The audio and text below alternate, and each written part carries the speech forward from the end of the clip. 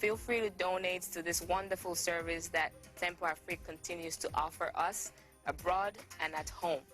All this information is on the website. Just go to tempoafriquetv.com and you will get more information. Thank you very much.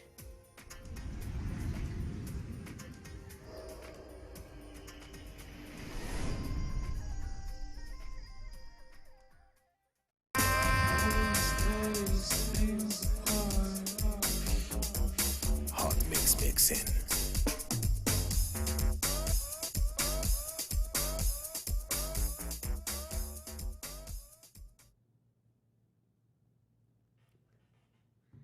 Hello, everyone. Welcome to another Saturday evening with Ellie Naimo Talk Show at Tempo Afrique TV. So, again, you guys have probably seen all the news and all the updates that has been happening lately. So much is changing around the world. So, I'm going to speak specifically to you guys about the changes that has been taking place here in the U.S. and also how it is spreading like wildfire. And later on, I'm going to talk mainly about the topic of the sex allegation and violence against women that is filling the streets of Africa with all of these women and young girls that are finally coming up to have their voice be heard all over Africa. And not only that, to share their past stories and all the things that they went through. So I'm gonna go through my phone, and a lot of things have been taken off in social media, where even in my community, as a newer woman, where these young girls are telling their stories and they are exposing their predators and these people that they have had a past encounter with in the past. They're exposing their names, which is ironic, very ironic. So first, I'm gonna go ahead and start with the updates of what is going on while everyone tune in. Because once we get into the topic of the violence against the women and the women protesting and all these sexual allegations that is happening, I want you guys to be able to call in, tune in. And if you have a story that you want to share, whatever happened in your life, or you want to be a voice for these young girls that are trying to speak up, call in. Feel free to call in, because I believe that them hearing your story, hearing your perspective of what is going on, or even just to advise them of how they can continue to have their voice rise and be louder. We want you to call in. This is the moment for it, and I believe this pandemic has really opened the door for a lot of these darkness and things that has been happening in the dark comes to light. So we need your help to help make this happen. And I'm gonna go ahead and use my platform to be a voice for these young girls as well. That is my goal today, and I want to be able to encourage them as much as I can, because what they're doing is beyond heroic. I believe it's heroic, because it takes a lot of guts, a lot of bravery heart to step forward to say, this man right here did this to me, especially when it comes to a sexual allegation, especially in a culture where people are so prideful. They carry their culture with dignity and pride in these lies that they have convinced themselves into. And exposing them is like an explosion to the whole community. So I'm gonna go ahead and start with some of the changes that are happening here in the United States as well. So of course, with the black and white protests and all that's going on, it's still going on in the streets all across America. Everybody's still protesting. They're getting ready for the rally of who's the next president is going to be, Donald Trump or Joe Biden. And people are still having their voice speak louder. And even through this protest after George Floyd's death, it really had opened a lot of things in an educational way, especially for all of those children that are born here in the United States, and a lot of the white people who didn't really know about the Black history and things like that. So it's very educational in a lot of different ways. Even I myself, I want to mention, I did not know about Juneteenth until like a couple weeks ago. So, and Juneteenth was yesterday. It's a big celebration for the Black people mainly, and hopefully in the near future it's going to be a national holiday. Next year they're still debating on that, because when they did the celebration yesterday, it was so beautiful. Everybody was in the park, they were dancing. They still held on to that tradition that we do as Africans when we have weddings or big celebration, is food. They made a lot of food. They had good time. All the families were there. It's such a beautiful, honoring celebration, and I do believe they should push it as a national holiday next year. And they're planning on it, so we're hoping that pass, where many will be able to get a day off and be able to take it as a holiday paid off. So Juneteenth was yesterday. So to give you guys a little bit more information on what is Juneteenth, Juneteenth was the day that the soldiers came and announced to the country that the remaining slaves are free. All men are free, and it was the end of the Civil War. So that's the whole point of Juneteenth. I'm trying to pull up a little bit more information here on my notes so I can give you guys much more deeper details about it. But it is something very honoring. It is very important. And it kind of makes you wonder, like, why not a lot of people know about this? It's such a beautiful holiday, and it has a really deep meaning behind it. So that's Juneteenth. And a lot of other changes that has been happening as well, of course, as you guys seen. Monuments are being removed across the United States as Christopher Columbus, Native American decide to go hardcore hard and beheaded that statue down to the river. And a lot of other statues that are being eliminated as well that resemble slavery or some kind of traumatizing historical that affected us today. So that's a lot of the new changes that are happening here in the United States, which is a pretty good change. I mean, can't complain. If it's something that is reminding you of trauma every day, I believe it should be removed. Because you know what they said, what goes around comes back around. So if you massacred a lot of people or genocide a lot of people just to colonize the whole country, it could come back around.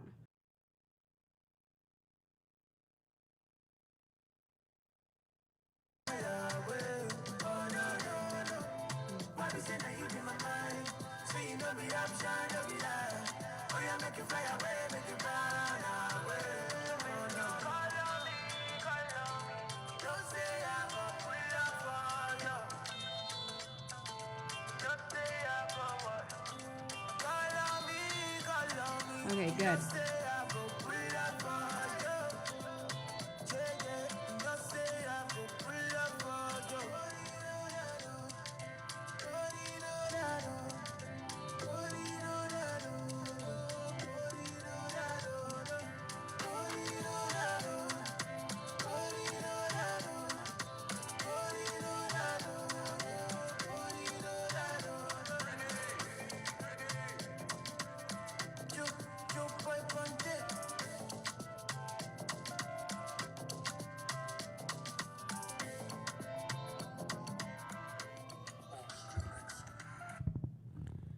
All right, here we are back.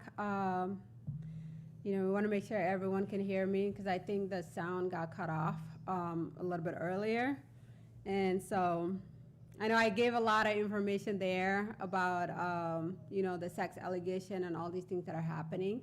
I was going over a comment that was made by someone on social media, basically considering it a lie or this is some kind of a scam or, there's money behind it or anything like that. And I just want to point some of those out because all of these girls who are coming out with these allegations and these terrible things that have happened in their past, no one would just talk about these things, So I want to make sure that, I am here to speak to you guys about what is going on as well as the protests continue on to the streets with the women's and the children's protesting about all these sex violence and pedophiles and these things that has been happening, So I'm gonna share some of these stories that has been posted on here. A friend of mine sent me this link today, and these are some of the things that are being exposed. Now, these women are also naming the names of their pedophiles and their sexual offenders that have done their crimes in the past, whether they were children or, you know, they were much older. And so there's a lot of comments, and some of these very few ones is, and they're very graphic, so, and so-and-so is not only a thief and a cook-headed alcoholic, but has been known to not only take advantage of women under the influence, but as well as sleep with underage girls. The man isn't active in his daughter's life, so I can see why there's no remorse there for other people's daughters. Also not his only child. Wow. Now here's the thing with that I can say, according to this little story that is in this story. So apparently this woman was sexually assaulted by this man that she named out. And most of the men in the community, in the African community, do not have remorse for their daughters. It's most common. And a lot of these girls starting at their puberty age, starting at age 9, 10, 11, 12, some they are lead to child marriages, some of them goes through the sexual abuse in their home, where their father or the man of the house bring in his friends and all these guests to come and watch TV. It's like their social moment that they do in the household.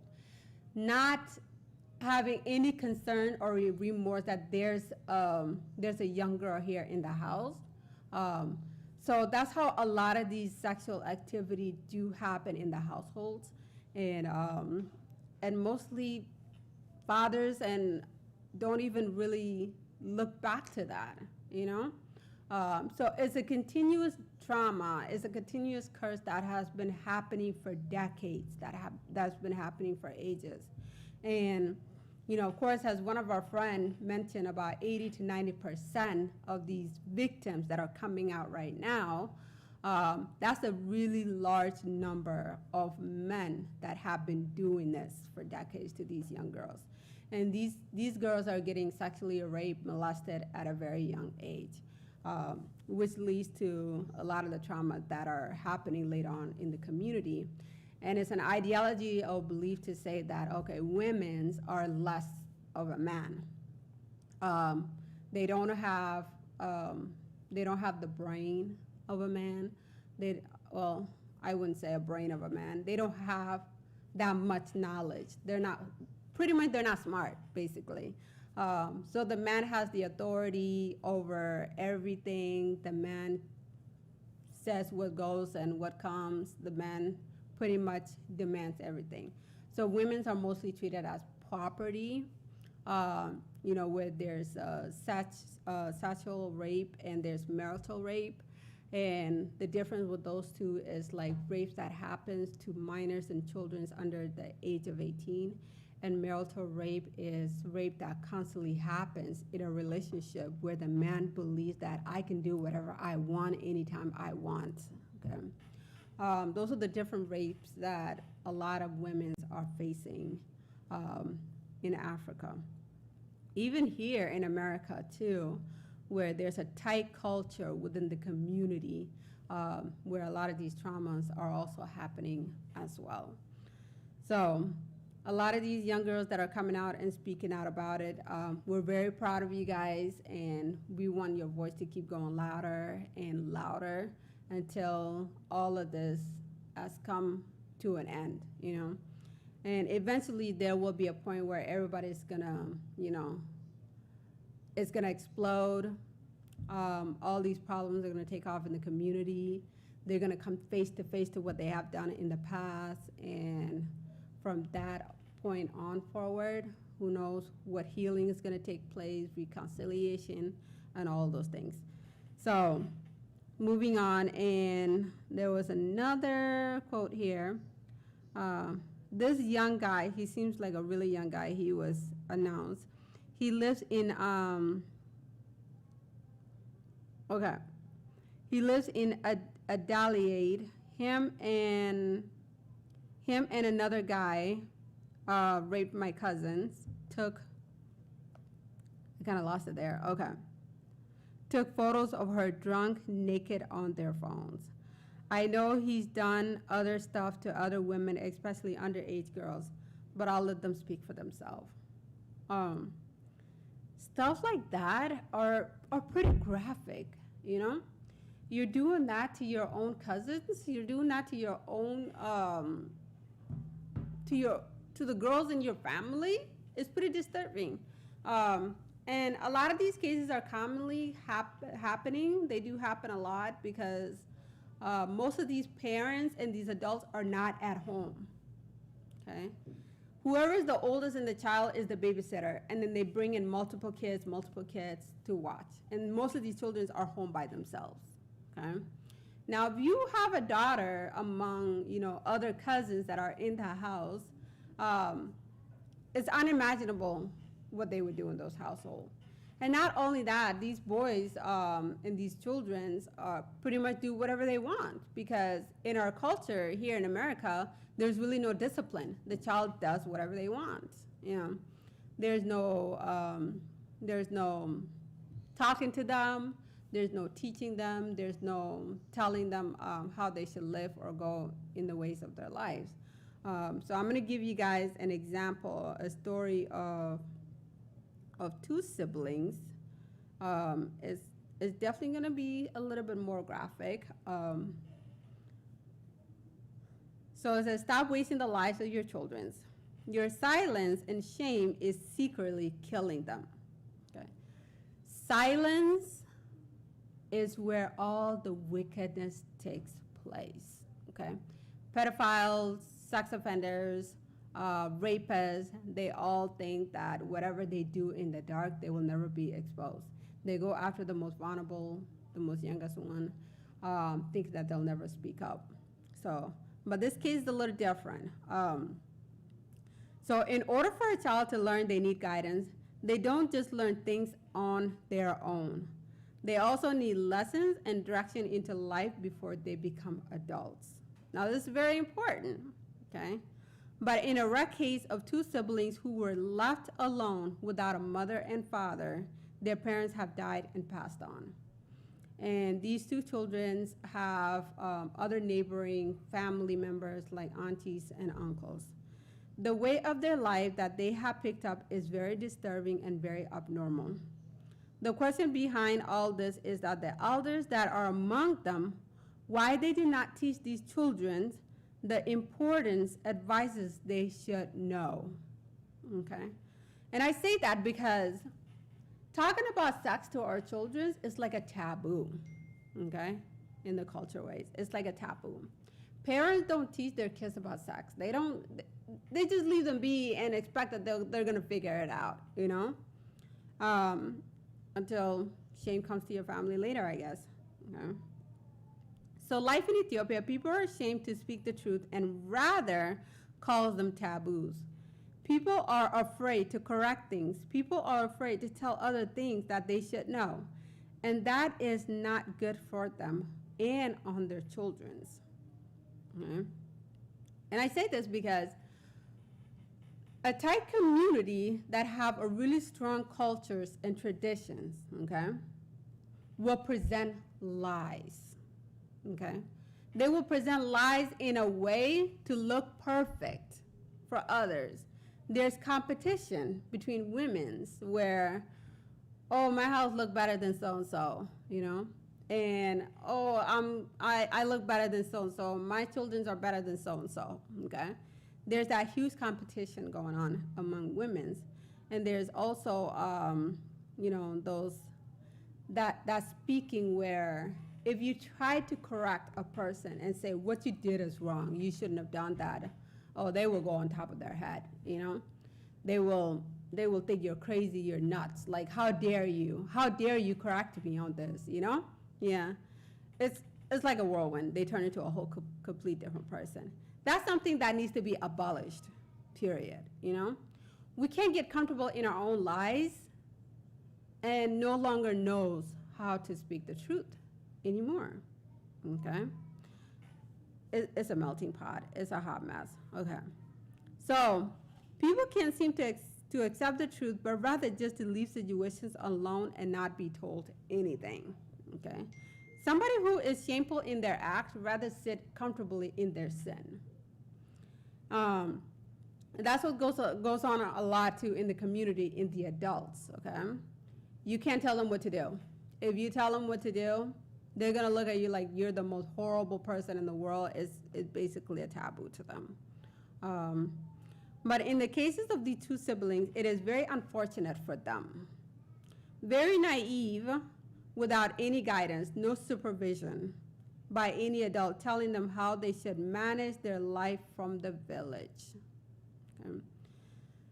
So these two siblings have no guidance whatsoever. The brother was sent off to Addis Ababa to go to school and decided to send along the little sister so he is not alone. So now they send the sister along with.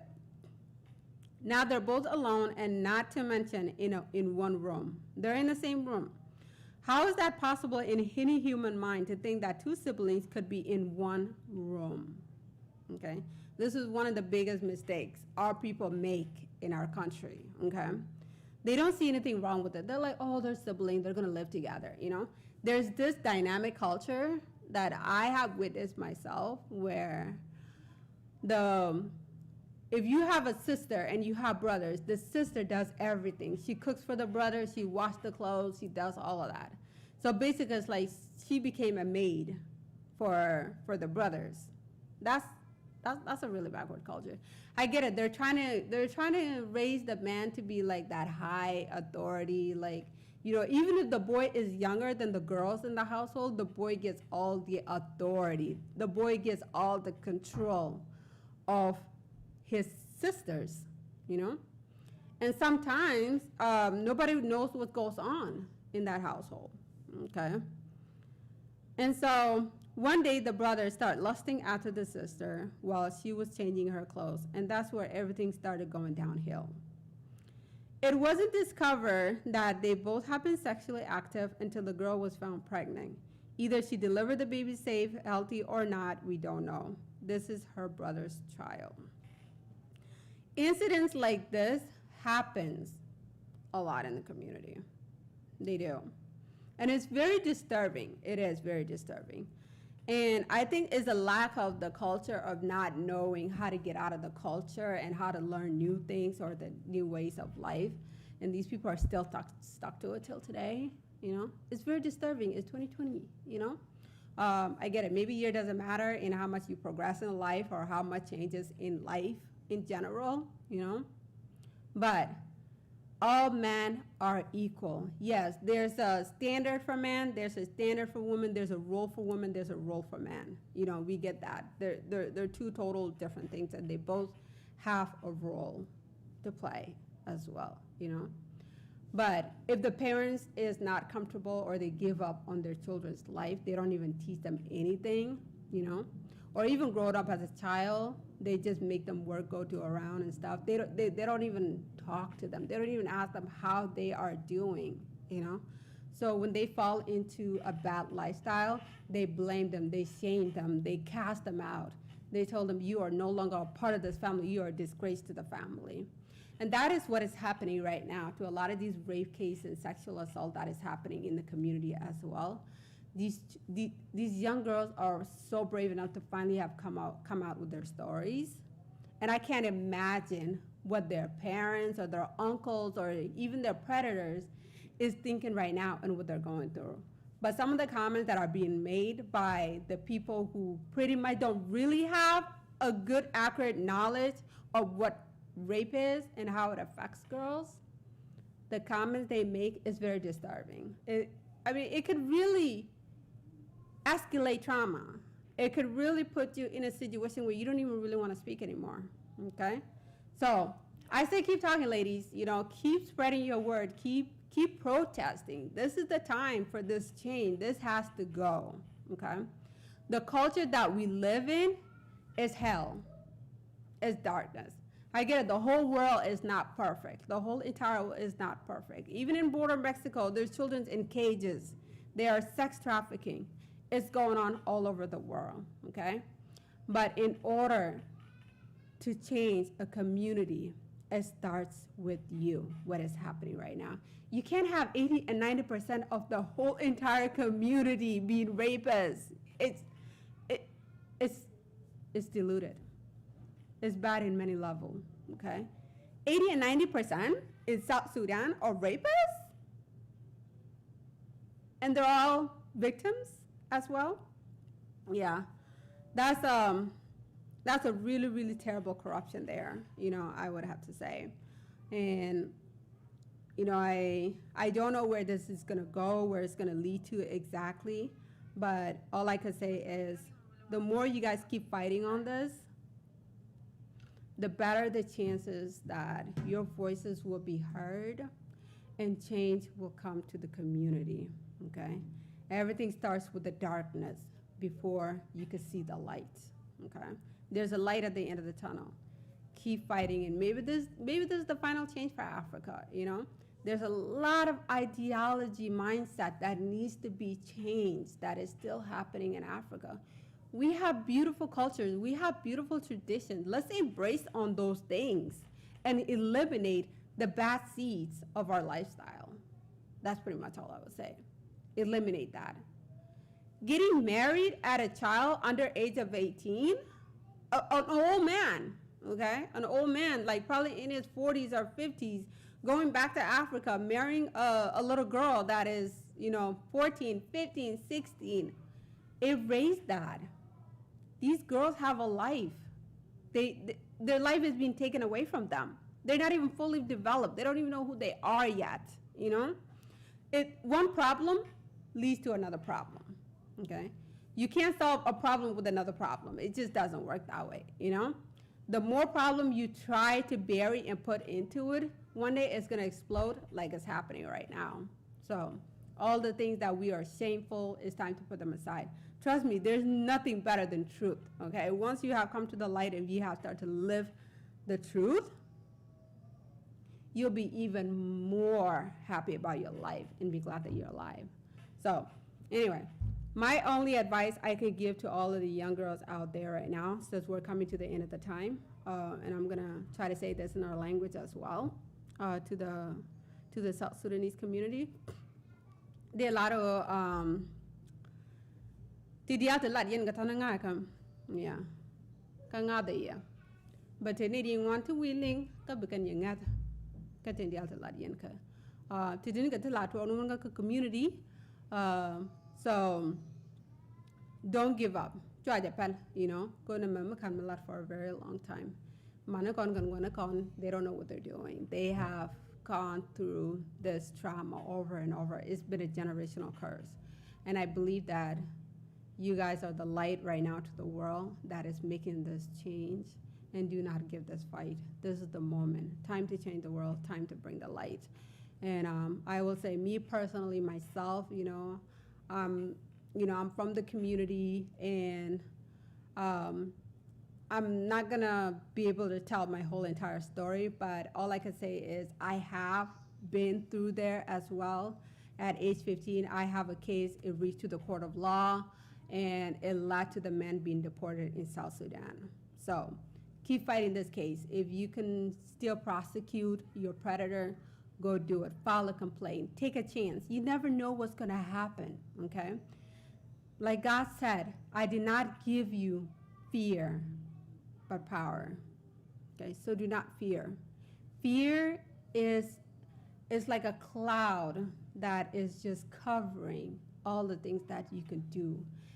Fear is putting you back in that bubble that you're trying to run away from, okay? That's what fear is. So if you want to take this battle and go out there and get your predators and get justice, I hope you do get your justice, but it's definitely worth a try. Go to your local courthouse, file a complaint, and prosecute, sue them, whatever you have to do, okay? Do that.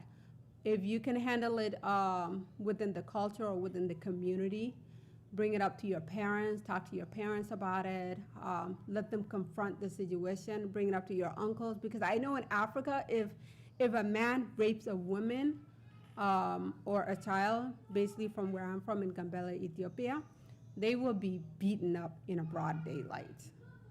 So I believe they could do that here.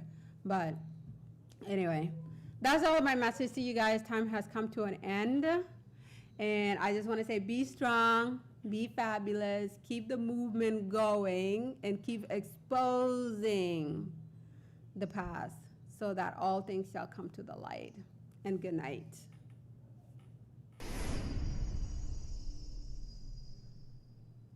Hi, it's me again, Korma Agustakmaya. I'm here today to tell you more about Tempo Africa and how you can contribute. As you know, Tempo Africa is a station that services people of African descent and people in America, people in Africa. It's all over the globe. And for us to do that, we are always accepting donations. To donate, you can go to the website at tempoafrictv.com, and then you click on the home page and then click on PayPal donation, and you can make your donation there. You could also call in and make a donation. The number is 612-804-0295. I cannot tell you how grateful we are for your donation. Please take the time and check out the website and feel free to donate to this wonderful service that Tempo Afrique continues to offer us abroad and at home.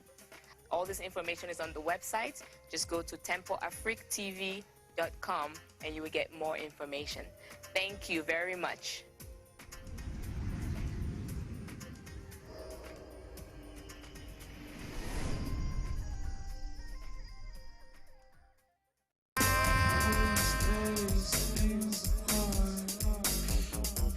Hot mix mixing.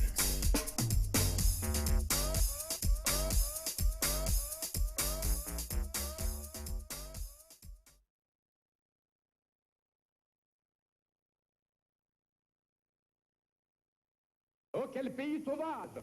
La Guinée a pendu, a exécuté des gens, laissant croire aux travailleurs français, aux paysans, que nous avons ramassé des gens dans les rues qui, par